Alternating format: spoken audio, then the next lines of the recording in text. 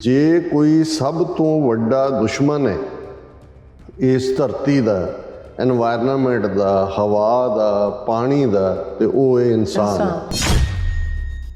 ਜਾਨਵਰ ਉਦੋਂ ਹੀ ਸ਼ਿਕਾਰ ਕਰਦਾ ਹੈ ਆਪਣੇ ਤੋਂ ਕਮਜ਼ੋਰ ਐਨੀਮਲ ਦਾ ਜਦੋਂ ਭੁੱਖਾ ਹੁੰਦਾ। ਜੇ ਤੁਸੀਂ ਇਸ ਬੰਦੇ ਦੀ ਜ਼ਾਤ ਵੱਲ ਦੇਖੋ ਕਿ ਅਸੀਂ ਕਿਵੇਂ ਸੋਰਸ ਦੂਸਰਿਆਂ ਤੋਂ ਖੋਹ ਕੇ ਇੱਕ ਵੱਡੇ ਹਿੱਸੇ ਨੂੰ, 1/3 ਦੁਨੀਆ ਨੂੰ ਹੈਵ ਨਾਟ ਬਣਾਇਆ ਹੋਇਆ, ਜਿਨ੍ਹਾਂ ਨੂੰ 2 ਵੇਲੇ ਦੀ ਰੋਟੀ ਢਿੱਡ ਭਰ ਕੇ ਨਹੀਂ ਮਿਲਦੀ ਹੈ। ਰੈਸਟੋਰੈਂਟਾਂ ਤੋਂ ਲੈ ਕੇ ਔਰ ਮੈਰਿਜ ਪਾਰਟੀਜ਼ ਔਰ ਦੂਜੀ ਕਿਵੇਂ ਫੂਡ ਜਿਹੜਾ ਹੈ ਉਹ ਉਹਦੇ 'ਚ ਡੰਪ ਕੀਤਾ ਜਾ ਰਿਹਾ ਹੁੰਦਾ ਹੈ। ਕਿਵੇਂ ਇੱਕ ਪਾਸੇ ਉਹ ਲੋਕ ਨੇ ਜਿਹੜੇ ਉਸ ਡੰਪ ਕੀਤੇ ਦੇ ਵਿੱਚੋਂ ਉਹਨਾਂ ਦੇ ਬੱਚੇ ਬੱਚੀਆਂ ਸਵੇਰ ਵੇਲੇ ਜਿਹੜੇ ਨੇ ਉਹ ਚੁਣ ਰਹੇ ਹੁੰਦੇ ਨੇ ਕਿ ਉਹਨਾਂ ਨੂੰ ਕੁਝ ਖਾਣ ਨੂੰ ਉਹਦੇ 'ਚੋਂ ਮਿਲੇ। ਕਿਵੇਂ ਅਸੀਂ ਇਸ ਦੇ ਹਰ ਸਾਧਨ ਦਾ ਮਿਸਯੂਜ਼ ਕੀਤਾ ਹੈ। ਅਸੀਂ ਕਿਵੇਂ ਹਵਾ ਨੂੰ ਗੰਦਾ ਕੀਤਾ। ਕੁਛ ਟਾਪੂ ਆਈਲੈਂਡ ਜਿਹੜੇ ਨੇ ਉਹ ਸਮੁੰਦਰ ਦੇ ਵਿੱਚ ਵਾਪਸ ਸਮਾ ਰਹੇ ਨੇ। ਕਿਵੇਂ ਜਿਹੜੀਆਂ ਫਰਟਿਲ ਲੈਂਡਸ ਨੇ ਉਹ ਇਨਫਰਟਿਲ ਹੋ ਰਹੀਆਂ। ਪੰਜਾਬ ਦਾ 70% ਪਾਣੀ ਜਿਹੜਾ ਈਵਨ ਐਗਰੀਕਲਚਰ ਪਰਪਸਿਸ ਲਈ ਯੂਜ਼ ਹੁੰਦਾ, ਪੋਲਿਊਟਡ ਹੈ।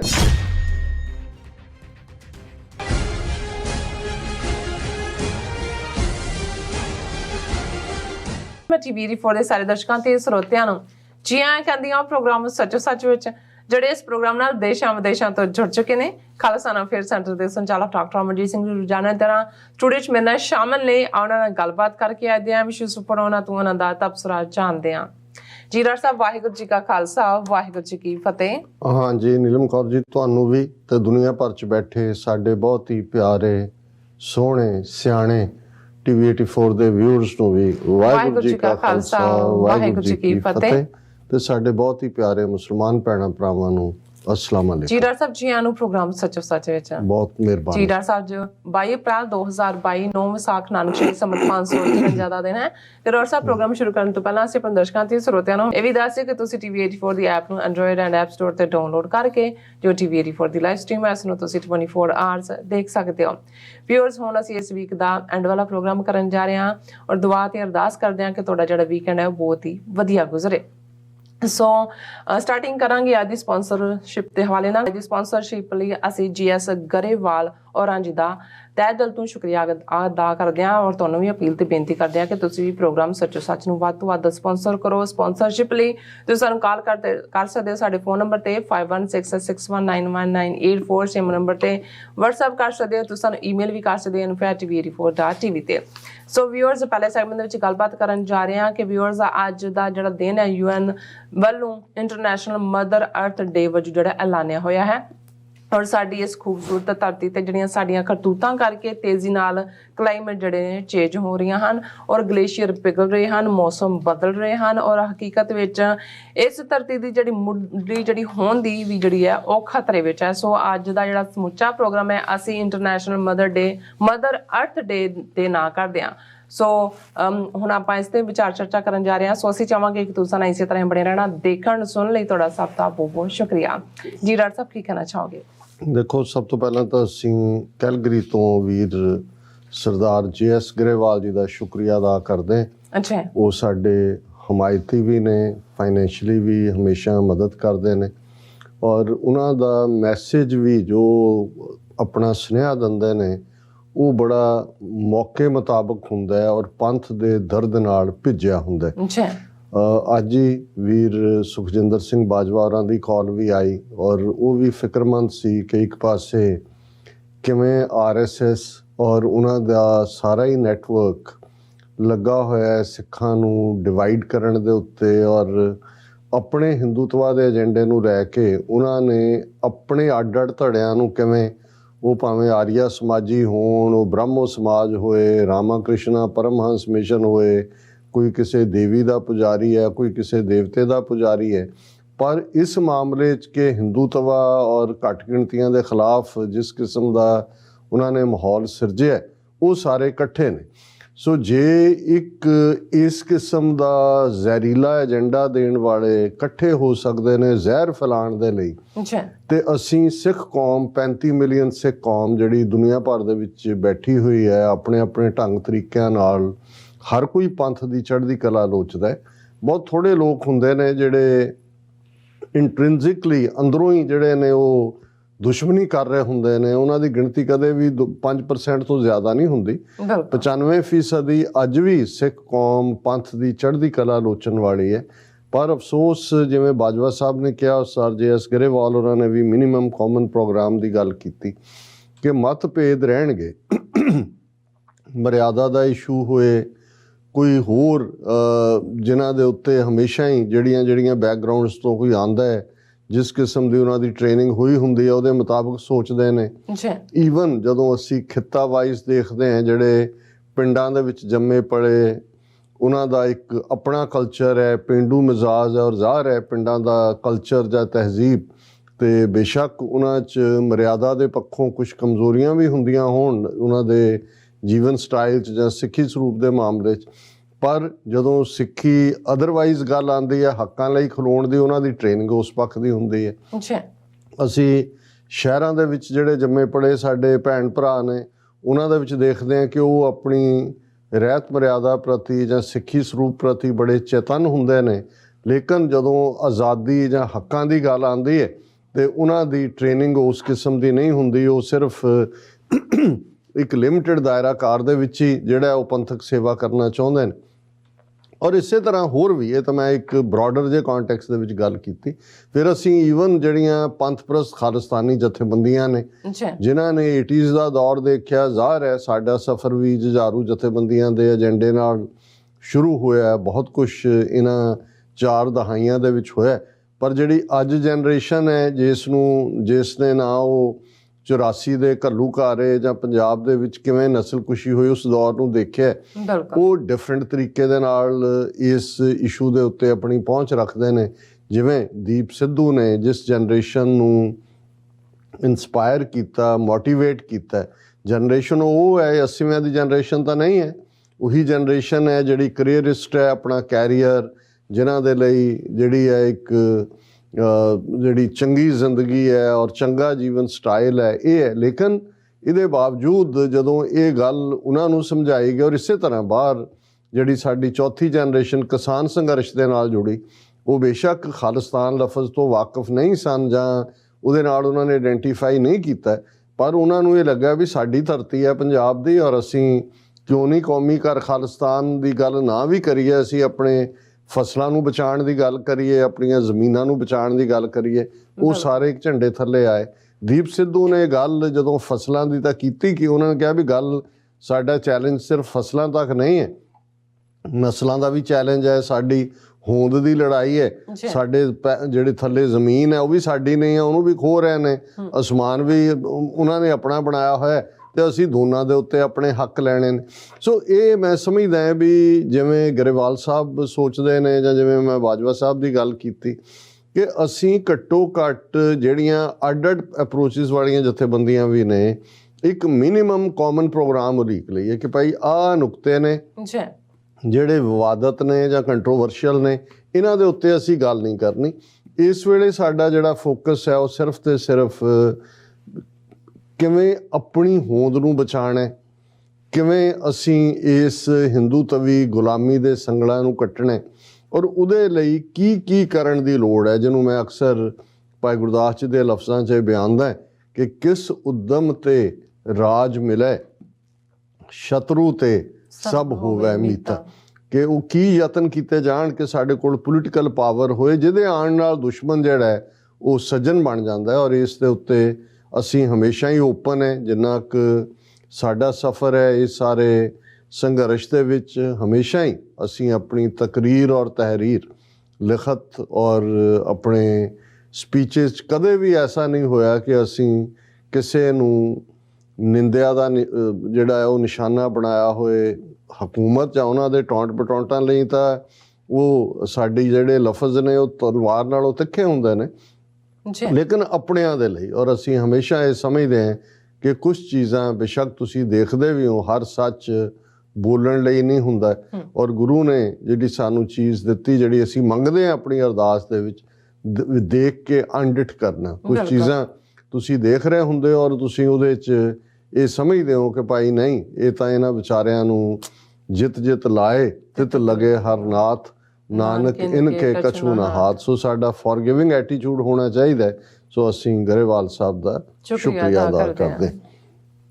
ਇੰਟਰਨੈਸ਼ਨਲ ਮਦਰ ਅਰਥ ਡੇ, ਬੇਸ਼ੱਕ ਸਿੱਖੀ ਫਿਲਾਸਫੀ ਦੇ ਵਿੱਚ ਤੇ ਸਾਨੂੰ ਇਹ ਸਮਝਣ ਦੇ ਵਿੱਚ ਇਹ ਵੱਖਰੀ ਗੱਲ ਹੈ ਕਿ ਅਸੀਂ ਬਹੁਤਿਆਂ ਨੇ ਉਹਨੂੰ ਇੱਕ ਰਿਚੁਅਲ ਵਾਂਗ ਹੀ ਪੜ੍ਹਨ ਦਾ ਜਿਹੜਾ ਉਹ ਆਪਣਾ ਰੱਖਿਆ, ਉਸ ਦੀ ਅਹਿਮੀਅਤ ਨੂੰ ਨਾ ਸਮਝਿਆ ਹੋਏ। ਪਰ ਅੱਜ ਜਦੋਂ ਦੁਨੀਆ ਦੇ ਵਿੱਚ ਕਲਾਈਮੇਟ ਚੇਂਜ ਦੀ ਗੱਲ ਹੁੰਦੀ ਹੈ, ਐਨਵਾਇਰਨਮੈਂਟ ਦੀ ਗੱਲ ਹੁੰਦੀ ਹੈ, ਡੀਫੋਰੈਸਟੇਸ਼ਨ ਦੀ ਗੱਲ ਹੋ ਰਹੀ ਹੈ ਕਿ ਕਿ ਜਿਹੜੇ ਨੇ ਪਲਾਂਟਸ ਕੱਟੇ ਜਾ ਰਹੇ ਨੇ, ਪਲਾਂਟਿੰਗ ਆਫ ਟਰੀਜ਼ ਦੀ ਗੱਲ ਹੋ ਰਹੀ ਹੈ ਕਿ ਭਾਈ ਜੇ ਇਸ ਧਰਤੀ ਨੂੰ ਬਚਾਉਣਾ ਤੇ ਫਿਰ ਵੱਧ ਤੋਂ ਵੱਧ ਰੁੱਖ ਲਾਏ ਜਾਣ।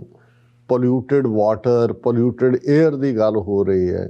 ਗਲੋਬਲ ਵਾਰਮਿੰਗ, ਕਿ ਵਾਰਮਿੰਗ ਇਫੈਕਟ ਕੀ ਹੈ, ਗਲੋਬਲ ਵਾਰਮਿੰਗ ਕੀ ਹੈ, ਓਜ਼ੋਨ ਲੇਅਰ, ਗਲੇਸ਼ੀਅਰਸ ਦੇ ਪਿਘਲਣ ਦੀ ਗੱਲ ਹੋ ਰਹੀ ਹੈ। ਜਦੋਂ ਅਸੀਂ ਇਸ ਪਲੈਨਟ ਜਿਸ ਦੇ ਉੱਤੇ ਅੱਜ 8 ਬਿਲੀਅਨ ਦੇ ਲਗਭਗ ਲੋਕ ਰਹਿੰਦੇ ਨੇ, ਉਹਨਾਂ ਦਾ ਸਮੁੱਚਾ ਫਿਊਚਰ ਦੇਖੀਏ ਕਿ ਹਿਊਮਨ ਬੀਇੰਗਸ ਜਾਂ ਉਹ ਤਾਂ ਇਸ ਸਾਰੀ ਧਰਤੀ ਦੇ ਉੱਤੇ ਇੱਕ ਫਾਰਮ ਹੈ ਕ੍ਰੀਏਸ਼ਨ ਦਾ, ਪਰ ਅਸੀਂ ਕਦੇ ਵੀ ਆਲਾ ਦੁਆਲਾ ਮੁੜ ਕੇ ਨਹੀਂ ਦੇਖਿਆ ਹੈ ਕਿ ਕੁਦਰਤ ਨੇ ਕਿਵੇਂ ਸਾਡੇ ਨਾਲ ਇੱਕ ਪੂਰੀ ਵੈਜੀਟੇਸ਼ਨ, ਵਨਸਪਤੀ, ਜਿਸ ਨੂੰ ਅਕਸਰ ਜਿਹੜੇ ਪੁਰਾਣੇ ਰੂਹਾਨੀ ਈਡੀਅਮ ਦੇ ਵਿੱਚ ਜਾਂ ਇਸ ਦੀ ਫਿਲਾਸਫੀ 'ਚ ਜਦੋਂ ਲਾਈਫ ਨੂੰ ਡਿਸਕਸ ਕੀਤਾ ਜਾਂਦਾ ਸੀ ਤਾਂ ਕਿਹਾ ਜਾਂਦਾ ਸੀ ਜੜ ਤੇ ਚੇਤਨ। ਔਰ ਬਾਇਓਲੋਜੀ ਦੇ ਵਿੱਚ ਲਿਵਿੰਗ ਤੇ ਨਾਨ ਲਿਵਿੰਗ ਦੇ ਥੱਲੇ ਇਹ ਚਰਚਾ ਹੁੰਦੀ ਹੈ ਕਿ ਇੱਕੋ ਜਾਨਦਾਰ ਨੇ ਜਿਹੜੇ ਧੜਕਦੇ ਨੇ, ਜਿਨ੍ਹਾਂ ਦੇ ਵਿੱਚ ਜ਼ਿੰਦਗੀ ਹੈ। ਔਰ ਇਸ ਗੱਲ ਦਾ ਧਿਆਨ ਰਹੇ ਕਿ ਪਲਾਂਟਸ ਜਿਹੜੇ ਨੇ, ਪੌਦੇ, ਇਹ ਜਾਨਦਾਰ 'ਚ ਨੇ, ਉਹਨਾਂ ਦੇ ਅੰਦਰ ਉਹੀ ਕੁਛ ਹੈ ਬਹੁਤ ਜੋ ਹਿਊਮਨ ਬੀਇੰਗਸ ਜਾਂ ਐਨੀਮਲ ਕਿੰਗਡਮ ਜਿਸ ਨੂੰ ਕਿਹਾ ਜਾਂਦਾ ਹੈ ਉਸ ਦੇ ਵਿੱਚ। ਪਰ ਦੂਸਰੇ ਪਾਸੇ ਜੜ ਨੇ ਜਿਨ੍ਹਾਂ ਦੇ ਵਿੱਚ ਪਹਾੜ, ਦਰਿਆ, ਸਮੁੰਦਰ ਔਰ ਇਹ ਸਾਰੇ ਨੇ ਜਿਨ੍ਹਾਂ ਦੇ ਵਿੱਚ ਜ਼ਿੰਦਗੀ ਨਹੀਂ ਰੁਮਕਦੀ। ਪਰ ਸ਼ਾਇਦ ਇਹ ਹੁਣ ਰੀਅਲਾਈਜੇਸ਼ਨ ਸ਼ੁਰੂ ਹੋਈ। ਵੈਸੇ ਇਹਦੀ ਸ਼ੁਰੂਆਤ ਅਰਥ ਡੇ ਦੀ ਤਾਂ 1970ਵਿਆਂ ਦੇ ਵਿੱਚ ਹੁੰਦੀ ਆ, ਉਸ ਦਾ ਅਸੀਂ ਜ਼ਿਕਰ ਕਰਾਂਗੇ ਵੀ ਇਹ ਕਿਵੇਂ ਕੈਲੀਫੋਰਨੀਆ ਦੇ ਵਿੱਚ ਇੱਕ ਆਇਲ ਸਪਿਲ ਹੋਈ ਔਰ ਜਿਸ ਤੋਂ ਬਾਅਦ ਵਿਸਕੌਨਸਨ ਦੇ ਜਿਹੜੇ ਇੱਕ ਸੈਨੇਟਰ ਸਨ ਉਹਨਾਂ ਨੇ ਇਸ ਨੂੰ ਇਨੀਸ਼ੀਏਟ ਕੀਤਾ। ਪਰ ਇਸ 'ਚ ਕੋਈ ਸ਼ੱਕ ਨਹੀਂ ਕਿ ਅੱਜ ਲਿਵਿੰਗ ਬੀਇੰਗਸ 8 ਬਿਲੀਅਨ ਦੇ ਲਗਭਗ ਹਿਊਮਨ ਬੀਇੰਗਸ, ਔਰ ਤੁਸੀਂ ਐਨੀਮਲ ਲਾਈਫ ਜੇ ਦੇਖੋ ਜੰਗਲਾਂ ਦੇ ਵਿੱਚ ਤੇ ਦੂਜੇ, ਤੇ ਫਿਰ ਇਹ ਟ੍ਰਿਲੀਅਨਸ ਤੱਕ ਗਿਣਤੀ ਚਲੀ ਜਾਂਦੀ ਹੈ ਕਿ ਇਹ ਸਾਰਿਆਂ ਦੀ ਹੋਂਦ, ਜਿਹਨੂੰ ਅਸੀਂ ਨੌਨ ਲਿਵਿੰਗ ਕਹਿੰਦੇ ਸੀ, ਜਿਹਨੂੰ ਅਸੀਂ ਜੜ ਕਹਿੰਦੇ ਹਾਂ, ਉਸ ਦੇ ਨਾਲ ਜੁੜੀ ਹੋਈ ਹੈ। ਕਿਉਂਕਿ ਹੁਣ ਅੱਜ ਦਲਾਈ ਲਾਮੇ ਦਾ ਮੈਸੇਜ ਇਸ ਮੌਕੇ ਦੇ ਉੱਤੇ ਸੀ, ਉਹਨੇ ਕਿਹਾ ਜੀ ਅਸੀਂ ਇਹ ਡੀਫੋਰੈਸਟੇਸ਼ਨ ਨੂੰ ਤਾਂ ਰੋਕੀਏ ਹੀ ਰੋਕੀਏ, ਨਵੇਂ ਪਲਾਂਟਸ ਲਾਈਏ ਔਰ ਸੋਲਰ, ਜਿਹਨੂੰ ਸੂਰਜ ਔਰ ਹਵਾ, ਇਸ ਨੂੰ ਅਸੀਂ ਐਨਰਜੀ ਦੇ ਸੋਰਸ ਦੇ ਤੌਰ 'ਤੇ ਵਰਤੀਏ। ਔਰ ਉਹਨੇ ਕਿਹਾ ਕਿ ਜੀ ਮੈਨੂੰ ਸਾਇੰਟਿਸਟ ਨੇ ਕਿਹਾ ਕਿ ਬਹੁਤ ਜਲਦੀ ਜਿਸ ਤੇਜ਼ੀ ਦੇ ਨਾਲ ਗਲੋਬਲ ਵਾਰਮਿੰਗ ਚੱਲ ਰਹੀ ਹੈ, ਤਿੱਬਤ, ਕਿਉਂਕਿ ਉਹ ਤਿੱਬਤ ਤੋਂ ਆਇਆ, ਤਿੱਬਤ ਇੱਕ ਡੈਜ਼ਰਟ ਬਣ ਜਾਏਗਾ। ਹੁਣ ਤੁਸੀਂ ਅੰਦਾਜ਼ਾ ਲਾਓ ਕਿ ਜਦੋਂ ਤੁਸੀਂ ਤਿੱਬਤ ਵੱਲ ਦੇਖਦੇ ਹੋ ਤਾਂ ਉਸ ਨੂੰ ਕਿਹਾ ਜਾਂਦਾ ਹੈ ਰੂਫ ਆਫ ਦਾ ਵਰਲਡ, ਦੁਨੀਆ ਦੀ ਛੱਤ ਹੈ। ਔਰ ਤਿੱਬਤ ਨਜ਼ਰ ਆਉਂਦੇ ਆ ਤੁਹਾਨੂੰ ਚਾਰ ਚਫੇਰੇ ਜਿਹੜੇ ਨੇ ਬਰਫ਼ ਨਾਲ ਢਕੇ ਹੋਏ ਪਹਾੜ, ਔਰ ਉਹ ਸਾਰਾ ਮਾਊਂਟ ਐਵਰੈਸਟ ਤੋਂ ਲੈ ਕੇ ਜਿਹੜਾ ਜਦੋਂ ਤੁਸੀਂ ਹਿਮਾਲਯਨ ਜਿਹਨੂੰ ਪਰਬਤ ਸ਼੍ਰਿੰਖਲਾ ਕਿਹਾ ਜਾਂਦਾ ਹੈ ਉਹਨਾਂ ਦੀ ਤੁਸੀਂ ਲੜੀ ਦੇਖਦੇ ਹੋ, ਤੇ ਫਿਰ ਉਹ ਸਾਰੇ ਹੀ ਜਿਹੜੇ ਨੇ ਸ਼ਿਵਾਲਿਕ ਹਿਲਸ ਜਿਨ੍ਹਾਂ ਦੀ ਓਠ ਦੇ ਵਿੱਚ ਅਨੰਦਪੁਰ ਸਾਹਿਬ ਹੈ, ਧੌਲਾਧਾਰ ਹਿਲਸ ਜਿੱਥੇ ਕਾਂਗੜਾ, ਔਰ ਇਹ ਸਾਰੀ ਵੈਲੀ ਹੈ।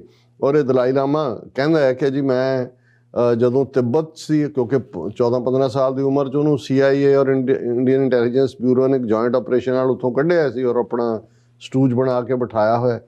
ਔਰ ਉਹਨੇ ਕਿਹਾ ਜੀ ਹੁਣ ਤਿੱਬਤ ਦੇ ਵਿੱਚ ਵੀ ਉਵੇਂ ਬਰਫ਼ਬਾਰੀ ਨਹੀਂ ਹੁੰਦੀ ਜਿਵੇਂ ਹੁੰਦੀ ਸੀ। ਔਰ ਜਿਸ ਧਰਮਸ਼ਾਲਾ 'ਚ ਮੈਂ ਰਹਿ ਰਿਹਾ, ਕਿਉਂਕਿ ਉਹ ਮੈਕਲੋਡਗੰਜ 'ਚ ਉਹਦਾ ਹੈੱਡਕੁਆਟਰ ਹੈ ਜਿਹੜਾ ਲੋਅਰ ਧਰਮਸ਼ਾਲਾ ਤੋਂ 7-8 ਮੀਲ ਉੱਪਰ ਹੈ, ਕਿ ਉੱਥੇ ਵੀ ਬਰਫ਼ਬਾਰੀ ਨਹੀਂ ਹੁੰਦੀ ਕਿਉਂਕਿ ਧੌਲਾਧਾਰ ਰੇਂਜ ਦੇ ਵਿੱਚ ਇੱਕ ਸਟੇਜ ਸੀ ਕਿ ਵੀ ਸਾਲ ਦੇ ਵਿੱਚ 2-3 ਵਾਰ ਬਰਫ਼ਬਾਰੀ ਜ਼ਰੂਰ ਹੁੰਦੀ ਸੀ। ਹੁਣ ਕਈ ਸਾਲ ਨਹੀਂ ਹੁੰਦੀ। ਹਾਲਾਂਕਿ ਧਰਮਸ਼ਾਲਾ ਇਸ ਗੱਲ ਲਈ ਵੀ ਨੋਨ ਹੈ ਕਿ ਭਾਰਤ ਦੇ ਵਿੱਚ ਸਭ ਤੋਂ ਜ਼ਿਆਦਾ ਮੀਂਹ ਚਿਰਾਪੁੰਜੀ 'ਚ ਪੈਂਦੇ ਨੇ ਅਸਾਮ ਦੇ ਵਿੱਚ, ਔਰ ਨੰਬਰ 2 ਨੰਬਰ ਦੇ ਉੱਤੇ 116 ਇੰਚ ਦੇ ਕਰੀਬ ਜਿਹੜੀ ਰੇਨਫਾਲ ਹੈ ਉਹ ਮੈਕਲੋਡਗੰਜ ਦਾ ਹੈ। ਸੋ ਲੇਕਿਨ ਹੁਣ ਉਹ ਵੀ ਡਰਾਈ ਬਣਦੇ ਜਾਂਦੇ ਨੇ, ਇਸ ਲਈ ਜਿਹੜੇ ਲੋਕ ਹਿਲ ਸਟੇਸ਼ਨ ਦੇ ਨਾਂ ਥੱਲੇ ਜਾਂਦੇ ਨੇ ਉਹ ਦੇਖਦੇ ਹੁੰਦੇ ਨੇ ਕਿ ਕਦੋਂ ਸ਼ਿਮਲਾ ਦੇ ਹਵਾਲੇ ਨਾਲ ਵੀ ਇਹੀ ਗੱਲ ਹੈ ਕਿ ਜਿਸ ਦਿਨ ਕਿਤੇ ਸਨੋ ਪੈ ਜਾਏ, ਜਿਹੜੀ ਯੂਜੂਅਲੀ ਕ੍ਰਿਸਮਸ ਦੇ ਨੇੜੇ ਜਾਂ ਨਿਊ ਈਅਰ ਦੇ, ਤੇ ਇੱਕਦਮ ਸੈਲਾਨੀਆਂ ਦਾ ਜਿਹੜਾ ਤੂਫਾਨ ਆ ਜਾਂਦਾ ਹੈ। ਅਦਰਵਾਈਜ਼ ਕਈ ਵਿੰਟਰਸ ਐਸੀਆਂ ਨੇ ਜਿਹੜੀਆਂ ਇਹਨਾਂ ਹਿਲ ਸਟੇਸ਼ਨਸ ਤੇ ਵੀ ਵਿਦਆਊਟ ਸਨੋ ਨਿਕਲ ਜਾਂਦੀਆਂ ਨੇ। ਸੋ ਇਹ ਤਾਂ ਇਫੈਕਟ ਹੈ ਜਾਂ ਸਿੰਪਟਮਸ ਨੇ। ਜੇ ਅਸੀਂ ਉਸ ਸਾਰੇ ਨੂੰ ਦੇਖੀਏ ਕਿ ਵੀ ਇਹਦੇ ਲਈ ਜ਼ਿੰਮੇਵਾਰ ਕੌਣ ਹੈ, ਤੇ ਜੇ ਸਾਰੀ ਕ੍ਰੀਏਸ਼ਨ ਜਿਹੜੀ ਰੱਬ ਨੇ ਬਣਾਈ, ਜਿਸ ਨੂੰ ਗੁਰੂ ਸਾਹਿਬ ਨੇ ਜਦੋਂ ਅਰਦਾਸ ਰੂਪ ਦੇ ਵਿੱਚ ਅਸੀਂ ਪੜ੍ਹਦੇ ਹਾਂ ਕਿ ਜੀ ਜੰਤ ਸਭ ਸ਼ਰਨ ਤੁਮਾਰੀ, ਸਰਬ ਚਿੰਤ ਤੁਧ ਪਾਸੇ, ਜੋ ਤੁਧ ਭਾਵੈ ਸੋਈ ਚੰਗਾ, ਇੱਕ ਨਾਨਕ ਕੀ ਅਰਦਾਸ। ਹੁਣ ਜਿਹੜੀ ਰੱਬ ਦੇ ਅੱਗੇ ਆਪਣਾ ਆਪ ਸਬਮਿਟ ਕਰਨਾ ਹੈ, ਹਿਊਮਨ ਬੀਇੰਗ ਜਾਂ ਇੱਕ ਹੋਮੋਸੇਪੀਅਨ ਤੋਂ ਜਿਹੜਾ ਇੱਕ ਇਨਸਾਨੀ ਵਜੂਦ ਤੱਕ ਆਉਣਾ।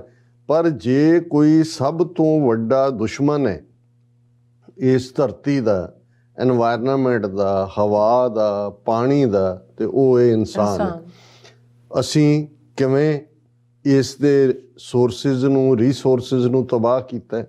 ਹੁਣ ਬਹੁਤ ਵਾਰ ਅਕਸਰ ਜਦੋਂ ਇੱਕ ਟਰਮ ਇਸਤੇਮਾਲ ਕੀਤੀ ਜਾਂਦੀ ਹੈ ਰੂਲ ਆਫ ਦਾ ਜੰਗਲ, ਇਹ ਕਹਿਣਗੇ ਜੀ ਉੱਥੇ ਕੀ ਹੈ ਜੀ, ਰੂਲ ਆਫ ਦਾ ਜੰਗਲ। ਜੰਗਲ ਦੇ ਵਿੱਚ ਤਾਂ ਰੂਲ ਹੈ। ਅੱਜ ਜੇ ਤੁਸੀਂ ਸਾਡੇ 8 ਬਿਲੀਅਨ ਲੋਕਾਂ ਚੋਂ ਇੱਕ ਵੱਡੇ ਹਿੱਸੇ ਨੂੰ ਦੇਖੋ, ਉੱਥੇ ਕੋਈ ਕਾਨੂੰਨ ਨਾਂ ਦੀ ਚੀਜ਼ ਨਹੀਂ ਹੈ। ਹੁਣ ਜੇ ਰੂਲ ਆਫ ਦਾ ਜੰਗਲ, ਹੁਣ ਬੇਸ਼ੱਕ ਜੰਗਲ ਦੇ ਵਿੱਚ ਜਿਹੜੇ ਬੀਸਟ ਨੇ, ਐਨੀਮਲਸ ਨੇ ਖੂੰਖਾਰ, ਜਿਨ੍ਹਾਂ ਤੋਂ ਬੰਦਾ ਜਿਹੜਾ ਉਹਨਾਂ ਦਾ ਸ਼ਿਕਾਰ ਕਰਦਾ ਜਾਂ ਮਾਰਦਾ, ਹੁਣ ਮਾਰਨਾ ਉਹਨਾਂ ਦਾ ਸ਼ੌਕ ਨਹੀਂ ਹੈ। ਜਾਨਵਰ ਉਦੋਂ ਹੀ ਸ਼ਿਕਾਰ ਕਰਦਾ ਆਪਣੇ ਤੋਂ ਕਮਜ਼ੋਰ ਐਨੀਮਲ ਦਾ ਜਦੋਂ ਭੁੱਖਾ ਹੁੰਦਾ, ਤੇ ਜੇ ਉਹਦਾ ਸ਼ੌਕ ਹੋਏ ਮਾਰਨ ਦਾ, ਤੇ ਹੁਣ ਤੱਕ ਤਾਂ ਸਾਰੇ ਜਾਨਵਰ ਕਦੋਂ ਦੇ ਮਾਰ ਦਿੱਤੇ ਹੁੰਦੇ। ਤਾਕਤਵਰ ਆਪਣੇ ਤੋਂ ਘੱਟ ਨੂੰ ਮਾਰਦਾ, ਉਹਨੂੰ ਮਾਰਦਾ। ਉਹ ਸਿਰਫ ਜਾਨਵਰ ਬਾਹਰ ਨਿਕਲਦਾ ਜਦੋਂ ਭੁੱਖਾ ਹੁੰਦਾ, ਉਹਨਾਂ ਕੀ ਉਹ ਸ਼ਿਕਾਰ ਕਰਦਾ ਜਿੰਨਾ ਉਹਨੇ। ਬਾਕੀ ਸਾਰੇ ਜਿਹੜੇ ਨੇ ਉਹ ਕੋਐਗਜ਼ਿਸਟ ਕਰ ਰਹੇ ਹੁੰਦੇ ਨੇ ਜੰਗਲ ਦੇ ਵਿੱਚ। ਲੇਕਿਨ ਇਸ ਦੇ ਉਲਟ ਜੇ ਤੁਸੀਂ ਇਸ ਬੰਦੇ ਦੀ ਜ਼ਾਤ ਵੱਲ ਦੇਖੋ ਕਿ ਅਸੀਂ ਕਿਵੇਂ ਸੋਰਸ ਦੂਸਰਿਆਂ ਤੋਂ ਖੋਹ ਕੇ ਇੱਕ ਵੱਡੇ ਹਿੱਸੇ ਨੂੰ, 1/3 ਦੁਨੀਆ ਨੂੰ ਹੈਵ ਨਾਟ ਬਣਾਇਆ ਹੋਇਆ, ਜਿਨ੍ਹਾਂ ਨੂੰ 2 ਵੇਲੇ ਦੀ ਰੋਟੀ ਢਿੱਡ ਭਰ ਕੇ ਨਹੀਂ ਮਿਲਦੀ ਹੈ। ਇੱਕ ਪਾਸੇ ਉਹ ਨੇ, ਤੁਸੀਂ ਆ ਰੈਸਟੋਰੈਂਟਾਂ ਤੋਂ ਲੈ ਕੇ ਔਰ ਮੈਰਿਜ ਪਾਰਟੀਜ਼, ਔਰ ਦੂਜੀ ਕਿਵੇਂ ਫੂਡ ਜਿਹੜਾ ਆ ਉਹ ਉਹਦੇ 'ਚ ਡੰਪ ਕੀਤਾ ਜਾ ਰਿਹਾ ਹੁੰਦਾ, ਤੇ ਕਿਵੇਂ ਇੱਕ ਪਾਸੇ ਉਹ ਲੋਕ ਨੇ ਜਿਹੜੇ ਉਸ ਡੰਪ ਕੀਤੇ ਦੇ ਵਿੱਚੋਂ ਉਹਨਾਂ ਦੇ ਬੱਚੇ ਬੱਚੀਆਂ ਸਵੇਰ ਵੇਲੇ ਜਿਹੜੇ ਨੇ ਉਹ ਚੁਣ ਰਹੇ ਹੁੰਦੇ ਨੇ ਕਿ ਉਹਨਾਂ ਨੂੰ ਕੁਝ ਖਾਣ ਨੂੰ ਉਹਦੇ 'ਚੋਂ ਮਿਲੇ। ਹੁਣ ਇੱਕ ਪਾਸੇ ਇਹਨੂੰ ਬੇਸ਼ੱਕ ਸੋਸ਼ਲ ਇੰਜਸਟਿਸ ਦੇ ਨਾਂ ਥੱਲੇ ਕਿਹਾ ਜਾਂਦਾ, ਪਰ ਅਸੀਂ ਜੇ ਕੁੱਲ ਮਿਲਾ ਕੇ ਧਰਤੀ ਦੇ ਉੱਤੇ ਦੇਖੀਏ ਕਿ ਕਿਵੇਂ ਅਸੀਂ ਇਸ ਦੇ ਹਰ ਸਾਧਨ ਦਾ ਮਿਸਯੂਜ਼ ਕੀਤਾ ਹੈ, ਅਸੀਂ ਕਿਵੇਂ ਹਵਾ ਨੂੰ ਗੰਦਾ ਕੀਤਾ। ਫੋਸਲ ਫਿਊਲਸ ਦੀ ਗੱਲ ਹੁੰਦੀ ਹੈ, ਕਿਵੇਂ ਫੋਸਲ ਫਿਊਲਸ ਨੇ ਸਾਡੀ ਹਵਾ ਦਾ ਕੀ ਹਾਲ ਕਰ ਦਿੱਤਾ ਹੈ। ਪਾਣੀ ਦੀ ਇੰਡਸਟਰੀਲਾਈਜੇਸ਼ਨ, ਇੱਕ ਪਾਸੇ ਇੰਡਸਟਰੀਲਾਈਜੇਸ਼ਨ, ਮੈਂ ਕੱਲ੍ਹ ਹੀ ਸਤਲੁਜ ਦਰਿਆ ਦੇ ਹਵਾਲੇ ਨਾਲ ਪੜ੍ਹ ਰਿਹਾ ਸੀ ਕਿ ਐਨ ਖੂਬਸੂਰਤ ਸਤਲੁਜ ਤੁਰਿਆ ਹੁੰਦਾ, ਜਦੋਂ ਹੀ ਇਹ ਲੁਧਿਆਣਾ, ਬੁੱਢਾ ਨਾਲਾ ਤੇ ਦੂਜੇ ਤੀਜੇ ਇੰਡਸਟਰੀਅਲ ਵੇਸਟ ਉਹਦੇ 'ਚ ਪੈਣਾ ਸ਼ੁਰੂ ਹੁੰਦਾ, ਤੇ ਤੁਸੀਂ ਦੇਖਦੇ ਹੋ ਕਿ ਕਿਸ ਕਿਸਮ ਦਾ ਤੇਜ਼ਾਬੀ ਪਾਣੀ ਬਣ ਜਾਂਦਾ ਹੈ, ਉਹਦੀ ਸ਼ਕਲ ਕੀ ਬਣ ਜਾਂਦੀ ਹੈ। ਸੋ ਅਸੀਂ ਉਸ ਕੁਦਰਤ ਦੇ ਜਿਹੜਾ ਵਹਿਣ ਸੀ, ਉਹ ਹਵਾ ਦਾ, ਪਾਣੀ ਦਾ, ਉਸ ਸਾਰੇ ਨੂੰ ਵੀ ਗੰਦਲਾ ਕੀਤਾ। ਨਤੀਜੇ ਦੇ ਤੌਰ ਤੇ ਅਲਟੀਮੇਟਲੀ ਜਦੋਂ ਅਸੀਂ ਇਹ ਕਹਿੰਦੇ ਹਾਂ ਕਿ ਵੀ ਅਸੀਂ ਆਪਣੀ ਕਬਰ ਆਪ ਖੋਦ ਰਹੇ ਹਾਂ, ਇਹ ਬਿਲਕੁਲ ਕਬਰ ਆਪ ਖੋਦਣ ਵਾਲਾ ਇਵੇਂ ਹੀ ਹੈ ਜਿਵੇਂ ਕੋਈ ਬੰਦਾ ਦਰਖਤ ਦੀ ਉਸ ਟਾਹਣੀ ਤੇ ਜਿਸ ਦੇ ਉੱਤੇ ਉਹ ਬੈਠਾ ਹੋਇਆ ਉਸ ਨੂੰ ਹੀ ਉਹ ਕੱਟ ਰਿਹਾ ਹੋਏ। ਔਰ ਗੁਰੂ ਸਾਹਿਬ ਨੇ, ਜਦੋਂ ਅਸੀਂ ਗੁਰਬਾਣੀ ਦੇ ਹਵਾਲੇ ਨਾਲ ਦੇਖਦੇ ਹਾਂ, ਜਦੋਂ ਜਪ ਸਾਹਿਬ ਜਿਹੜੀ ਸਾਡੀ ਰੋਜ਼ਾਨਾ ਨਿਤਨੇਮ ਦੀ ਪਹਿਲੀ ਬਾਣੀ ਹੈ ਉਸ ਦਾ ਭੋਗ ਪੈਂਦਾ ਤੇ ਅਸੀਂ ਸ਼ਲੋਕ ਪੜ੍ਹਦੇ ਹਾਂ ਜਿਹੜਾ ਗੁਰੂ ਨਾਨਕ ਸਾਹਿਬ ਦੇ ਜਪ ਸਾਹਿਬ ਦੇ ਨਾਲ ਹੈ। ਗੁਰੂ ਅੰਗਦ ਸਾਹਿਬ ਦਾ ਵੀ ਜਦੋਂ ਅਸੀਂ ਦੇਖਦੇ ਹਾਂ ਤੇ ਸ਼ਲੋਕ ਦਾ ਜਿਹੜਾ ਮੈਂਸ਼ਨ ਹੈ ਕਿ ਪਵਨ ਗੁਰੂ ਪਾਣੀ ਪਿਤਾ ਮਾਤਾ ਧਰਤ ਮਹੱਤ, ਦਿਵਸ ਰਾਤ ਦੋਏ ਦਾਈ ਦਾਇਆ, ਖੇਲੇ ਸਗਲ ਜਗਤ ਚੰਗਿਆਈਆਂ ਬੁਰਿਆਈਆਂ, ਵਾਚੈ ਧਰਮ ਹਦੂਰ, ਕਰਮੀ ਆਪੋ ਆਪਣੀ ਕੇ ਨੇੜੇ ਕੇ ਦੂਰ, ਜਿਨੀ ਨਾਮ ਤੇ ਆਇਆ ਗਏ ਮਸ਼ੱਕਤ ਘਾਲ, ਨਾਨਕ ਤੇ ਮੁਖ ਉਜਲੇ ਕੀਤੀ ਛੁੱਟੀ ਨਾਲ। ਹੁਣ ਪਹਿਲਾ ਪਾਰਟ ਕੁਦਰਤ ਤੋਂ ਹੀ ਗੱਲ ਸ਼ੁਰੂ ਹੁੰਦੀ ਹੈ ਕਿ ਪਵਨ ਗੁਰੂ ਪਾਣੀ ਪਿਤਾ। ਹੁਣ ਪਵਨ ਇਸ ਲਈ ਗੁਰੂ ਹੈ ਕਿਉਂਕਿ ਹਵਾ, ਜਦੋਂ ਅਸੀਂ ਸਾਹ ਦੀ ਗੱਲ ਕਰਦੇ ਹਾਂ, ਹਾਂ ਆਦਮੀ ਹਾਂ ਇੱਕ ਦਮੀ, ਜੇ ਦਮ ਆਇਆ ਤੇ ਅਸੀਂ ਆਦਮੀ ਹੈ, ਤੇ ਜੇ ਦਮ ਗਿਆ। ਇਸੇ ਲਈ ਜਦੋਂ ਗੁਰੂ ਸਾਹਿਬਾਨ ਦੀ ਤਾਕੀਦ ਹੈ ਕਿ ਰੱਬ ਦੀ ਯਾਦ ਇਬਾਦਤ 'ਚ ਜੁੜਨ ਦਾ, ਤੇ ਇਹੀ ਹੈ ਕਿ ਹਰ ਜਪੰਦਿਆਂ ਖਿਨ ਢਿੱਲ ਨਾ ਕੀਚਈ ਮੇਰੀ ਜਿੰਦੜੀਏ, ਮਤ ਕੇ ਜਾਪੈ ਸਾਹ ਆਵੇ ਕਿ ਨਾ ਆਵੇ ਰਾਮ। ਕਿਉਂਕਿ ਇਹਦੇ ਨਾਲ ਸਾਡੀ ਹੋਂਦ ਜੁੜੀ ਹੋਈ ਹੈ। ਹੁਣ ਇਹ ਜਿਹੜਾ ਸਾਹ ਅਸੀਂ ਲੈਂਦੇ ਹਾਂ, ਜਦੋਂ ਅੱਜ ਸਾਇੰਸ ਦੀ ਅਸੀਂ ਆਕਸੀਜਨ ਅੰਦਰ ਜਾਣੀ, ਕਾਰਬਨ ਡਾਈਆਕਸਾਈਡ ਬਾਹਰ ਕੱਢਣਾ, ਇਹ ਸਾਰੀ ਪ੍ਰੋਸੈਸ ਹੈ, ਪਰ ਇਹ ਆਕਸੀਜਨ ਕਿੱਥੇ ਹੈ? ਹਵਾ ਦੇ ਵਿੱਚ ਹੈ। ਔਰ ਇਹ ਕੋਵਿਡ-19 ਦੇ ਚਲਦੇ ਆ, ਜਿੱਥੇ 40 ਤੋਂ 45 ਲੱਖ ਲੋਕ ਭਾਰਤ ਦੇ ਵਿੱਚ ਮਰੇ, ਇੱਕ ਵੱਡਾ ਹਿੱਸਾ ਉਸ ਆਕਸੀਜਨ ਦੀ ਘਾਟ ਕਰਕੇ ਆਕਸੀਜਨ ਸਿਲੰਡਰ। ਹੁਣ ਉਹੀ ਹਵਾ ਹੈ। ਔਰ ਉਦੋਂ ਇਹ ਵੀ ਆਇਆ ਕਿ ਜੀ ਕਈ ਲੋਕ ਜਿਹੜੇ ਯੂਪੀ ਬਿਹਾਰ ਵਰਗੀਆਂ ਸਟੇਟਾਂ ਜਾ ਕੇ ਦਰਖਤਾਂ ਦੇ ਥੱਲੇ ਹੀ ਬਹਿ ਗਏ ਕਿ ਜੀ ਉੱਥੋਂ ਆਕਸੀਜਨ ਨਿਕਲਦੀ ਹੈ, ਔਰ ਦੂਜਾ ਰਾਤ ਨੂੰ ਵੀ ਉੱਥੇ, ਹਾਲਾਂਕਿ ਰਾਤ ਨੂੰ ਜਿਹੜੇ ਰੁੱਖ ਨੇ ਉਹ ਕਾਰਬਨ ਡਾਈਆਕਸਾਈਡ ਛੱਡਦੇ ਨੇ। ਲੇਕਿਨ ਇਹ ਹੋਂਦ ਜਿਹੜੀ ਹੈ, ਗੁਰੂ ਨੇ ਯਾਦ ਦਹਾਨੀ ਕਰਵਾਈ ਕਿ ਭਾਈ ਪਹਿਲੀ ਹੋਂਦ ਤੁਹਾਡੀ ਹਵਾ ਦੇ ਨਾਲ ਜੁੜੀ ਹੋਈ ਹੈ, ਪਾਣੀ ਪਿਤਾ। ਹੁਣ ਪਾਣੀ ਦੇ ਨਾਲ ਜਦੋਂ ਅਸੀਂ ਬਾਡੀ ਸਾਰੀ ਦੇਖਦੇ ਹਾਂ, ਕਿੰਨੇ ਫੀਸਦੀ ਉਹਦਾ ਪਾਣੀ ਹੈ? ਹੋਂਦ ਪਾਣੀ ਦੇ ਨਾਲ ਹੈ। ਭੁੱਖ ਤੋਂ ਬਿਨਾਂ ਤੇ ਤੁਸੀਂ ਸ਼ਾਇਦ 2 ਮਹੀਨੇ ਵੀ ਕੱਟ ਲਓ ਜਿਨ੍ਹਾਂ ਨੇ ਵਰਤ ਰੱਖੇ ਹੋਏ ਨੇ। ਪਾਣੀ ਤੋਂ ਬਿਨਾਂ ਤੁਹਾਡੀ ਕੀ ਹੋਂਦ ਹੈ? ਪਾਣੀ ਦੇ ਨਾਲ, ਜੇ ਪਾਣੀ ਹੈ ਤੇ ਧਰਤੀ 'ਚ ਫਰਟੀਲਿਟੀ ਹੈ। ਜੇ ਪਹਿਲਾ ਪਾਣੀ ਜਿਉ ਹੈ ਜਿਤ ਹਰਿਆ ਸਭ ਕੋਏ, ਗੁਰੂ ਸਾਹਿਬ ਨੇ ਤਾਂ ਪਾਣੀ ਨੂੰ ਵੀ ਲਾਈਫ ਕਿਹਾ। ਇਹ ਨਹੀਂ ਕਿ ਹਰਿਆਵਲ ਜਾਂ, ਕਿਉਂਕਿ ਜੇ ਪਾਣੀ ਨਹੀਂ ਹੈ ਤੇ ਪਲਾਂਟਸ ਨਹੀਂ ਨੇ, ਲਾਈਫ ਨਹੀਂ ਹੈ। ਸੋ ਜੇ ਉਹਦੇ 'ਚ ਲਾਈਫ ਹੈ, ਪਾਣੀ 'ਚ, ਤਾਂ ਉਹਨੇ ਹੀ ਉਹਨੂੰ ਦਿੱਤਾ ਹੈ। ਤੇ ਮਾਤਾ ਧਰਤ ਮਹਤ। ਹੁਣ ਅਸੀਂ ਜਦੋਂ ਅਸੀਂ ਧਰਤੀ ਮਾਂ ਦੀ ਗੱਲ ਕਰਦੇ ਹਾਂ, ਇਹ ਕੋਈ ਉਸ ਕਿਸਮ ਦੀ ਦੇਵੀ ਨਹੀਂ ਜਿਹਦੇ ਮੰਦਿਰ ਬਣਾ ਕੇ ਪੂਜਣੇ ਨੇ, ਜਿਹੜੇ ਉੱਥੇ ਲੱਗੇ ਹੁੰਦੇ ਨੇ ਪੂਜਣ। ਪਰ ਇਸ ਗੱਲ ਦਾ ਧਿਆਨ ਰਹੇ ਕਿ ਜਦੋਂ ਅਸੀਂ ਧਰਤੀ ਦੀ ਗੱਲ ਕਰਦੇ ਹਾਂ, ਫਿਰ ਧਰਤੀ ਦੇ ਉੱਤੇ ਸਾਰੀ ਵਨਸਪਤੀ ਆ ਜਾਂਦੀ ਹੈ, ਐਨੀਮਲ ਕਿੰਗਡਮ ਆ ਜਾਂਦਾ ਹੈ, ਇਸ ਸਾਰੇ ਨੂੰ। ਔਰ ਜੇ ਇਹਦੀ ਅਸੀਂ ਸਾਂਭ ਸੰਭਾਲ ਨਹੀਂ ਕਰਦੇ, ਕੁਦਰਤ ਮਿਹਰਬਾਨ ਹੈ, ਇਸ ਕੋਈ ਸ਼ੱਕ ਨਹੀਂ ਹੈ। ਸਾਡੇ ਬਹੁਤ ਸਾਰੇ ਗੁਨਾਹ ਦੇ ਬਾਵਜੂਦ ਜਦੋਂ ਧਰਤੀ ਦੀ ਗੱਲ ਹੁੰਦੀ ਹੈ, ਮਾਤਾ ਧਰਤ ਮਹਤ ਦੀ, ਤੇ ਕਿਵੇਂ ਧਰਤੀ ਕਿੰਨਾ ਕੁਛ ਜਿਹੜੀ ਆ, ਅਸੀਂ ਕਿੰਨੇ 200 ਮੰਜ਼ਲਾ ਇਮਾਰਤਾਂ ਵੀ ਖੜੀਆਂ ਕਰਤੀਆਂ। ਫਿਰ ਆਉਂਦਾ ਜੀ ਫਲਾਣਾ ਟਾਵਰ ਦੁਨੀਆ ਦਾ ਸਭ ਤੋਂ ਉੱਚਾ, ਕਾਹਦੇ ਤੇ ਖੜਾ ਕੀਤਾ ਹੋਇਆ? ਧਰਤੀ ਦੇ ਉੱਤੇ ਜਰ ਰਹੀ ਹੈ ਧਰਤੀ। ਫਿਰ ਜਦੋਂ ਇਹ ਹੁੰਦਾ ਹੈ ਕਿ ਵੀ ਕਿਤੇ ਨਾ ਕਿਤੇ ਐਸਾ ਕੁਛ ਵਾਪਰਦਾ ਹੈ ਕਿ ਜੀ ਧਰਤੀ ਦੀਆਂ ਪਲੇਟਸ ਹਿੱਲੀਆਂ। ਫਿਰ ਆ ਸੈਨ ਫਰਾਂਸਿਸਕੋ ਅਸੀਂ ਪਿਛਲੇ ਹਫ਼ਤੇ ਸੀ, ਤੇ ਇਸ ਗੱਲ ਦਾ ਧਿਆਨ ਰਹੇ ਕਿ ਸੈਨ ਫਰਾਂਸਿਸਕੋ ਸ਼ਹਿਰ ਹੈ ਕਿ 1909 ਦੇ ਵਿੱਚ, 1905 ਜਾਂ 1909 'ਚ, ਇਸੇ ਪੀਰੀਅਡ 1909 ਸੀ ਸ਼ਾਇਦ, ਉਸ ਦੇ ਵਿੱਚ ਅਰਥਕੁਏਕ ਆਉਂਦਾ ਤੇ ਸਾਰੇ ਦਾ ਸਾਰਾ ਜਿਹੜਾ ਉਹ ਸ਼ਹਿਰ ਤਬਾਹ ਹੋ ਜਾਂਦਾ, ਨਵਾਂ ਵਸਿਆ। ਹੁਣ ਇੱਕ ਪਾਸੇ ਜਿਨ੍ਹਾਂ ਨੇ ਵੀ ਇਸ ਸੂਰਜ ਜਾਂ ਹਵਾ, ਇਸ ਦੀ ਗੁਣਕਾਰਤਾ ਨੂੰ ਦੇਖਿਆ, ਕੈਲੀਫੋਰਨੀਆ ਦਾ ਉਹ ਹਿੱਸਾ ਜਦੋਂ ਅਸੀਂ ਡਰਾਈਵ ਕਰ ਰਹੇ ਸੀ, ਖਾਸ ਤੌਰ 'ਤੇ ਟ੍ਰੇਸੀ ਮੈਂਟੀਕਾ, ਸਟਾਕਟਨ ਵੱਲ, ਤੁਸੀਂ ਵੀ ਵਿੰਡ ਮਿਲਸ ਦੇਖੀਆਂ, ਬਹੁਤ ਸਾਰੇ ਲੋਕ ਉਹਨੂੰ ਦੇਖਣ ਆਉਂਦੇ ਨੇ, ਹੋਰ ਵੀ ਥਾਵਾਂ 'ਤੇ ਹੈ।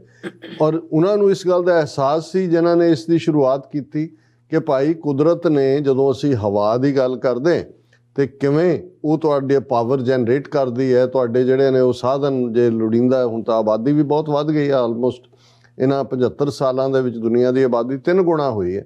ਔਰ ਸਾਇੰਟੀਫਿਕ ਮਾਈਂਡਸ ਨੇ ਅੱਗੋਂ ਕਲੀਨ ਐਨਰਜੀ ਦੀ ਗੱਲ ਵੀ ਕੀਤੀ, ਸਾਇੰਟੀਫਿਕ ਲੈਵਲ ਦੇ ਉੱਤੇ ਨਿਊਕਲੀਅਰ ਐਨਰਜੀ ਦੀ ਗੱਲ ਵੀ ਹੁੰਦੀ ਹੈ। ਫਰਾਂਸ ਵਰਗੇ ਮੁਲਕ ਇਲੈਕਟ੍ਰਿਸਿਟੀ ਰਾਹੀਂ ਵੀ ਦੂਸਰਾ ਹੁੰਦਾ। ਲੇਕਿਨ ਜਦੋਂ ਤੱਕ ਅਵੇਅਰਨੈਸ ਨਹੀਂ ਹੋਏਗੀ ਕਿ ਭਾਈ ਇਹ ਧਰਤੀ ਸਾਡੀ ਹੈ, ਔਰ ਜਦੋਂ ਅਸੀਂ ਐਨਵਾਇਰਨਮੈਂਟ ਦੀ ਜਾਂ ਇੰਟਰਨੈਸ਼ਨਲ ਜਿਹੜਾ ਉਹ ਇਸ ਡੇ ਦੀ ਗੱਲ ਕਰਦੇ ਹਾਂ, ਅਰਥ ਮਦਰ ਡੇ ਦੀ, ਤੇ ਇਸ ਦੀਆਂ ਤਾਂ ਕੋਈ ਬਾਉਂਡਰੀਜ਼ ਨਹੀਂ ਨੇ, ਕੋਈ ਹੱਦਾਂ ਨਹੀਂ ਨੇ। ਜਿਹਨੇ ਪ੍ਰਭਾਵਿਤ ਹੋਣਾ, ਹਰ ਇੱਕ ਨਹੀਂ ਹੋਣਾ।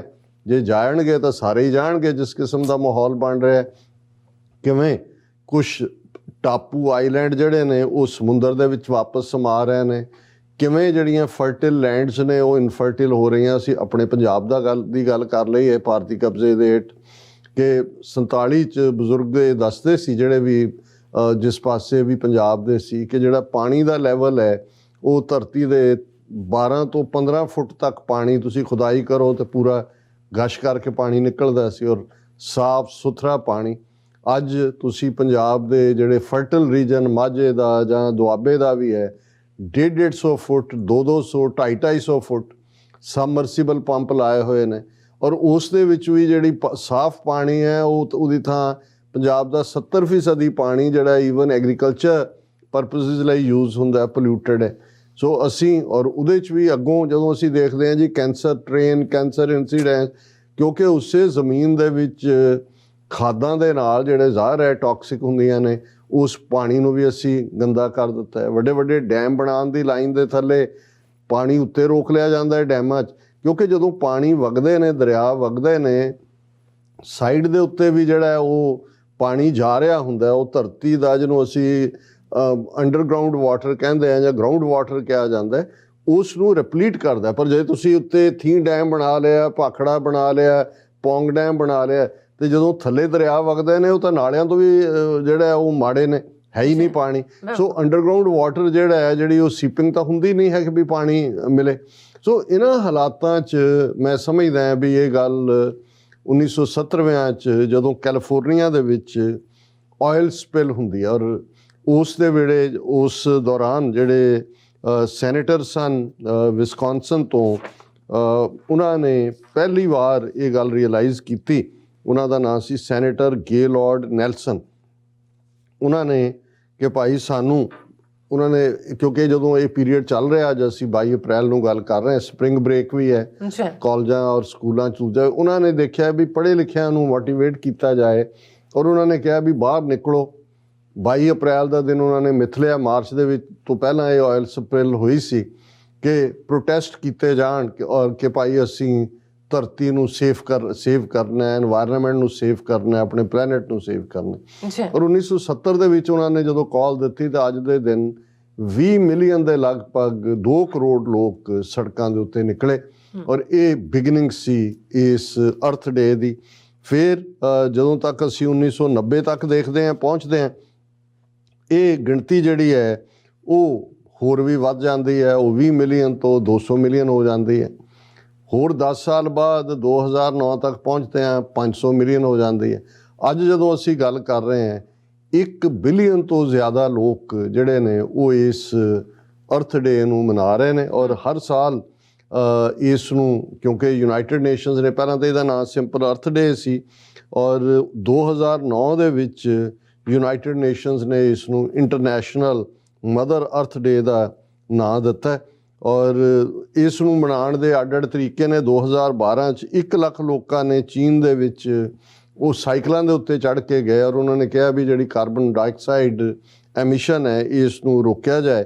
ਔਰ ਇਹਦੇ ਨਾਲ ਇਕੱਲਾ ਇਹ ਪ੍ਰੋਟੈਸਟ ਜਾਂ ਰਾਈਡ ਨਹੀਂ ਸੀ, ਇਸੇ ਵੀ ਰੁੱਖ ਲਾਏ ਜਾਣ। ਔਰ ਅੱਜ ਜਦੋਂ ਅਸੀਂ ਗੱਲ ਕਰ ਰਹੇ ਹਾਂ ਇਸ ਦਿਨ ਦੇ ਉੱਤੇ ਜਿੱਥੇ 1 ਬਿਲੀਅਨ ਤੋਂ ਜ਼ਿਆਦਾ ਲੋਕ ਇਸ ਨੂੰ ਸੈਲੀਬ੍ਰੇਟ ਕਰ ਰਹੇ ਨੇ, 7.8 ਬਿਲੀਅਨ ਦਰਖਤ ਜਿਹੜੇ ਨੇ, ਰੁੱਖ ਜਿਹੜੇ ਨੇ ਉਹ ਲਾਏ ਗਏ ਨੇ ਔਰ ਇਹ ਦਿਨ ਦੀ ਰੈਕਗਨੀਸ਼ਨ ਇਸ ਲੈਵਲ 'ਤੇ ਹੈ ਕਿ ਈਵਨ ਜਦੋਂ ਤੁਸੀਂ ਗੂਗਲ ਕਰਕੇ ਦੇਖੋਗੇ ਇਸ ਇੰਟਰਨੈਸ਼ਨਲ ਅਰਥ ਮਦਰ ਡੇ ਦਾ ਆਪਣਾ ਝੰਡਾ ਵੀ ਹੈ ਔਰ ਫਲੈਗ ਕੀ ਹੈ। ਜਦੋਂ 2017 ਦੇ ਵਿੱਚ ਅਪੋਲੋ 17 ਜਿਸ ਮਿਸ਼ਨ ਨੂੰ ਕਿਹਾ ਜਾਂਦਾ ਹੈ, ਅਪੋਲੋ 17 ਮੂਨ ਵੱਲ ਗਿਆ, ਚੰਦਰਮਾ ਵੱਲ, ਔਰ ਉਹਨੇ ਜਦੋਂ ਅਰਥ ਦੇ ਆਰਬਿਟ 'ਚੋਂ ਨਿਕਲਿਆ ਔਰ ਜਿਹੜੀ ਪਿਕਚਰ ਉਹਨੇ ਅਰਥ ਦੀ ਖਿੱਚੀ ਅਪੋਲੋ 17 ਨੇ, ਉਸ ਨੂੰ ਹੀ, ਉਸ ਪਿਕਚਰ ਨੂੰ ਹੀ ਉਸ ਫਲੈਗ ਦੇ ਵਿੱਚ ਜੜਿਆ ਗਿਆ, ਜਿਹੜਾ ਫਲੈਗ ਇਸ ਇੰਟਰਨੈਸ਼ਨਲ ਅਰਥ ਮਦਰ ਡੇ ਦਾ। ਸੋ ਅਸੀਂ ਜਿੱਥੇ ਇਸ ਸਾਰੇ ਨੂੰ ਸਮਝਦੇ ਹਾਂ ਕਿ ਵੀ ਇਹ ਸਾਡਾ ਇੱਕ ਧਾਰਮਿਕ ਫਰਜ਼ ਵੀ ਹੈ ਔਰ ਹਰ ਸਾਲ ਦੇ ਇਸ ਇੰਟਰਨੈਸ਼ਨਲ ਅਰਥ ਮਦਰ ਡੇ ਦਾ ਇੱਕ ਥੀਮ ਵੀ ਹੁੰਦਾ, ਇੱਕ ਮੈਸੇਜ ਦੇਣ ਦੇ ਲਈ। ਔਰ ਇਸ ਸਾਲ ਦਾ ਥੀਮ ਹੈ ਇਨਵੈਸਟ ਇਨ ਆਵਰ ਪਲੈਨਟ, ਕਿ ਭਾਈ ਆਪਣਾ ਇਹ ਤੁਹਾਡੀ ਧਰਤੀ ਹੈ ਔਰ ਇਹਦੇ 'ਚ ਇਨਵੈਸਟ ਕਰੋ। ਹੁਣ ਆਮ ਤੌਰ 'ਤੇ ਇਨਵੈਸਟਮੈਂਟ ਪੈਸੇ ਦੀ, ਲੋਕ ਧਨ ਦੀ ਹੁੰਦੀ ਹੈ, ਪਰ ਇਹ ਇਨਵੈਸਟਮੈਂਟ ਹੈ ਕਿ ਭਾਈ ਤੁਸੀਂ ਜਿੱਥੇ ਪਲਾਂਟਸ ਲਾਓ, ਵੱਧ ਤੋਂ ਵੱਧ ਡੀਫੋਰੈਸਟੇਸ਼ਨ ਨਾ ਕਰੋ ਔਰ ਘੱਟ ਤੋਂ ਘੱਟ ਜਿਹੜੀ ਫੋਸਿਲ ਐਨਰਜੀ ਹੈ ਉਸ ਦਾ ਇਸਤੇਮਾਲ ਕਰੋ ਜਿੱਥੇ ਤੁਰਿਆ ਜਾ ਸਕਦਾ ਹੈ, ਜਿੱਥੇ। ਔਰ ਜਿਵੇਂ ਤੁਸੀਂ ਨਿਊਯਾਰਕ 'ਚ ਦੇਖੋਗੇ ਕਈ ਵਾਰੀ ਡਰਾਈਵ ਕਰਦਿਆਂ ਲੱਗਦਾ ਤਾਂ ਹੁੰਦਾ ਵੀ ਸਾਈਕਲਾਂ ਵਾਲੇ ਵਿੱਚ ਕਿੱਥੋਂ ਵੱਢ ਰਹੇ ਨੇ ਆ ਕੇ, ਲੇਕਿਨ ਇਸ ਨੂੰ ਐਨਕਰੇਜ ਕੀਤਾ ਪਿਛਲੀਆਂ ਨਿਊਯਾਰਕ ਦੇ ਮੇਅਰਸ ਨੇ, ਔਰ ਤੁਸੀਂ ਦੇਖੋਗੇ ਥਾਂ ਥਾਂ ਸਾਈਕਲ ਸਟੈਂਡ ਨੇ, ਤਾਂ ਕਿ ਜੇ ਕਿਸੇ ਨੇ ਕਿਤੇ ਆਉਣਾ ਜਾਂ ਦੂਜਾ ਉਸ ਦਾ ਇਸਤੇਮਾਲ ਹੋਏ। ਔਰ ਇਹੀ ਇੱਕ ਤਰੀਕਾ ਹੈ ਤਾਂ ਕਿ, ਔਰ ਕੋਵਿਡ-19 ਦੇ ਚੱਲਦਿਆਂ ਜਿੱਥੇ ਟ੍ਰੈਜਡੀ ਜਾਂ ਪੈਂਡੇਮਿਕ ਨੇ ਕਾਫੀ ਕੁਝ ਦਿੱਤਾ ਹੈ, ਉੱਥੇ ਇਹ ਵੀ ਨਜ਼ਰ ਆਉਣ ਲੱਗ ਗਿਆ ਕਿ ਜਲੰਧਰ ਤੋਂ ਦੇਖਿਆ ਜਿਹੜੀਆਂ ਧੌਲਾਧਾਰ ਪਹਾੜੀਆਂ ਨੇ ਧਰਮਸ਼ਾਲਾ ਦੀਆਂ, ਉਹ ਨਜ਼ਰ ਆ ਰਹੀਆਂ ਸੀ, ਕਿਉਂਕਿ ਉਹਨੇ ਜਦੋਂ ਲੋਕ ਘਰਾਂ ਦੇ ਅੰਦਰ ਤਾੜੇ ਗਏ ਔਰ ਬਾਹਰ ਇਹ ਜਿਹੜਾ ਖਾਸ ਤੌਰ ਤੇ ਗੱਡੀਆਂ ਦਾ ਔਰ ਦੂਜਾ ਕਾਰਬਨ ਐਮਿਸ਼ਨ ਨਹੀਂ ਸੀ, ਤੇ এনवायरमेंट ਬਿਲਕੁਲ ਸਾਫ਼ ਹੋਇਆ। ਸੋ ਅਸੀਂ ਅੱਜ ਦਾ ਦਿਨ ਸਮੁੱਚਾ ਅੱਜ ਦਾ ਪ੍ਰੋਗਰਾਮ ਇਸ ਧਰਤੀ ਮਾਂ ਦੀ ਜਿਹੜੀ ਹੈ, ਜਿਸ ਨੂੰ ਅਸੀਂ ਹੀ ਬਣਾਉਣਾ ਹੈ ਤੇ ਅਸੀਂ ਹੀ ਵਿਗਾੜਨਾ ਹੈ, ਸਾਡੀ ਧਰਤੀ ਹੈ ਔਰ ਇਸ ਸਾਰੇ ਦੇ ਵਿੱਚ ਸਾਡੀ ਹੋਂਦ, ਅਸੀਂ ਇੱਕ ਛੋਟੇ ਜਿਹੇ ਇੱਕ ਜਿਸ ਨੂੰ ਟਾਈਨੀ ਪਾਰਟੀਕਲ ਹਿਊਮਨ ਬੀਇੰਗ ਹੈ, ਪਰ ਸਾਡੀਆਂ ਕਰਤੂਤਾਂ ਕਰਕੇ ਇਹ ਸਮੁੱਚੀ ਧਰਤੀ ਦੀ ਜਿਹੜੀ ਹੈ ਬਰਬਾਦੀ, ਉਹ ਰਾਈਟਿੰਗ ਔਨ ਦਾ ਵਾਲ ਹੈ। ਔਰ ਗੁਰੂ ਸਾਹਿਬ ਨੇ ਜਦੋਂ ਅਸੀਂ ਆਪਣੇ ਸੋਹਿਲੇ ਦਾ ਪਾਠ ਕਰਦੇ ਤੇ ਇਹ ਯਾਦ ਦਹਾਨੀ ਵੀ ਹੁੰਦੀ ਹੈ ਕਿ ਭਾਈ ਅਸੀਂ ਕਿਸ ਕੁਦਰਤ ਦੇ ਵਿੱਚ ਬੈਠੇ ਹਾਂ, ਬਲਿਹਾਰੀ ਕੁਦਰਤ ਵਸਿਆ ਤੇਰਾ ਅੰਤ ਨਾ ਜਾਈ ਲਖਿਆ। ਪਰ ਜਿਹੜੀ ਆਰਤੀ ਦੇ ਰੂਪ ਦੇ ਵਿੱਚ ਜਿਸ ਨੂੰ ਰਵਿੰਦਰਨਾਥ ਟੈਗੋਰ ਨੇ ਕਿਹਾ ਸੀ ਕਿ ਹਰ ਨੇਸ਼ਨ ਦਾ ਆਪਣਾ ਜਿਹੜਾ ਨੈਸ਼ਨਲ ਐਂਥਮ ਹੈ, ਜੇ ਹਿਊਮਨ ਕਾਈਂਡ ਦਾ ਕੋਈ ਐਂਥਮ ਕਹਿਣਾ ਹੈ ਤਾਂ ਫਿਰ ਇਹ ਹੈ, ਗगन में थाल रव चंद दीपक बने, तारका मंडल जनक मोती, धूप मले आन लो पवन चवरो करे, सगल बन राय फुलंत ज्योति, कैसी आरती होए पव खंड ना तेरी आरती। ये है इस प्लैनेट अर्थ ਦੇ ਉੱਤੇ ਜਿੱਥੇ ਅਸਮਾਨ ਇੱਕ ਥਾਲ ਵਾਂਗ ਹੈ, ਸੂਰਜ ਔਰ ਚੰਦਰਮਾ ਦੀਵਿਆਂ ਵਾਂਗ ਨੇ, ਔਰ ਉਹਨਾਂ 'ਚ ਜੜੇ ਹੋਏ ਮੋਤੀ ਨੇ ਤਾਰਕਾ ਮੰਡਲ, ਔਰ ਜਿਹੜੀ ਹਵਾ ਚੱਲ ਰਹੀ ਹੈ ਉਹ ਇਵੇਂ ਹੈ ਮਾਨੋ ਮਲਿਆਲੀ ਪਹਾੜ ਜਿਹੜੇ ਖੁਸ਼ਬੂ ਨਾਲ ਚੰਦਨ ਦੇ ਭਰੇ ਹੋਏ ਨੇ, ਉਸ ਫ੍ਰੈਗਰੈਂਸ ਵਾਲੀ ਹਵਾ ਹੈ ਔਰ ਉਹ ਚੌਰ ਕਰ ਰਹੀ ਹੈ ਉਸ ਰੱਬ ਨੂੰ, ਔਰ ਸਾਰਾ ਬਣ ਰਹਾ ਹੈ, ਸਾਰੀ ਵੈਜੀਟੇਸ਼ਨ ਫੁੱਲ ਸੁੱਟ ਰਹੀ ਹੈ। ਇਹ ਉਸ ਰੱਬ ਦੀ ਬਣਾਈ ਹੋਈ ਕੁਦਰਤ ਹੈ। ਔਰ ਜੇ ਅਸੀਂ ਕੁਝ ਹੋਰ ਬਣਾਉਣ ਦੇ ਸਮਰੱਥ ਨਹੀਂ ਤੇ ਇਹ ਸਾਨੂੰ ਕਿਹਨੇ ਹੱਕ ਦਿੱਤਾ ਹੈ ਕਿ ਅਸੀਂ ਇਸ ਕੁਦਰਤ ਨੂੰ ਬਰਬਾਦ ਕਰੀਏ, ਇਸ ਹਵਾ ਨੂੰ ਬਰਬਾਦ ਕਰੀਏ, ਇਸ ਧਰਤੀ ਨੂੰ ਬਰਬਾਦ ਕਰੀਏ, ਇਸ ਪਾਣੀ ਨੂੰ ਗੰਦਲਾ ਕਰੀਏ। ਜੀ ਰਾਜ ਸਾਹਿਬ, ਤੁਹਾਡਾ ਬਹੁਤ ਬਹੁਤ ਸ਼ੁਕਰੀਆ। ਤੁਸੀਂ ਆਪਣੇ ਬਹੁਤ ਹੀ ਵਧੀਆ ਵਿਚਾਰ ਸਾਡੇ ਦਰਸ਼ਕਾਂ ਨਾਲ ਸਾਂਝੇ ਕੀਤੇ ਨੇ। ਸੋ ਇੱਥੇ ਲੈਣੇ ਬ੍ਰੇਕ, ਔਰ ਬ੍ਰੇਕ ਤੇ ਜਾਣ ਤੋਂ ਪਹਿਲਾਂ ਅਸੀਂ ਆਪਣੇ ਦਰਸ਼ਕਾਂ ਤੇ ਸਰੋਤਿਆਂ ਨੂੰ ਅਪੀਲ ਤੇ ਬੇਨਤੀ ਕਰਦੀ ਵਿਊਅਰਸ ਆ, ਜਿਸ ਤਰ੍ਹਾਂ ਕਿ ਤੁਸੀਂ ਜਾਣਦੇ ਹੋ ਕਿ ਟੀਵੀ 84 ਤੇ 4 ਇੱਕ ਪੰਥਕ ਚੈਨਲ ਹੈ, ਔਰ ਟੀਵੀ 84 ਦੀ ਚੜ੍ਹਦੀ ਕਲਾ ਲਈ ਵੱਧ ਤੋਂ ਵੱਧ ਡੋਨੇਟ ਕਰੋ। ਡੋਨੇਟ ਕਰਨ ਲਈ ਸਾਡੀ ਵੈਬਸਾਈਟ tv84.tv ਤੇ ਜਾ ਕੇ ਪੇਪਲ ਦੀ ਵਰਤੋਂ ਕਰਕੇ ਵਨ ਟਾਈਮ ਡੋਨੇਟ ਕਰ ਸਕਦੇ ਹੋ, ਮੰਥਲੀ ਡੋਨੇਟ ਵੀ ਕਰ ਸਕਦੇ ਹੋ। ਤੁਸੀਂ ਟੀਵੀ 84 ਦੇ ਨਾਮ ਤੇ ਚੈੱਕ ਬਣਾ ਕੇ ਸਾਨੂੰ ਮੇਲ ਵੀ ਕਰ ਸਕਦੇ ਹੋ ਸਾਡੇ ਇਸ ਪਤੇ ਤੇ 36-01 37 ਐਵਨਿਊ ਲੌਂਗ ਆਈਲੈਂਡ ਸਿਟੀ ਨਿਊਯਾਰਕ 11101 USA, ਜਾਂ ਫਿਰ ਤੁਸੀਂ ਸਾਨੂੰ ਫੋਨ ਰਾਹੀਂ ਸੰਪਰਕ ਕਰ ਸਕਦੇ ਹੋ ਸਾਡੇ ਫੋਨ ਨੰਬਰ ਤੇ 5166191984। ਤੁਸੀਂ ਸਾਨੂੰ ਈਮੇਲ ਵੀ ਕਰ ਸਕਦੇ ਹੋ info@tv84.tv ਤੇ। ਅਸੀਂ ਤੁਹਾਡੇ ਤਹਿ ਦਿਲ ਤੋਂ ਸ਼ੁਕਰਗੁਜ਼ਾਰ ਹੋਵਾਂਗੇ। ਸੋ ਇੱਥੇ ਲੈਣੇ ਬ੍ਰੇਕ। ਵਿਊਅਰਸ ਤੁਸੀਂ ਸਾਨੂੰ ਇਸੇ ਤਰ੍ਹਾਂ ਹੀ ਬਣੇ ਰਹਿਣਾ। ਮਿਲਦੇ ਹਾਂ ਆਫਟਰ ਦਿਸ ਸ਼ਾਰਟ ਬ੍ਰੇਕ।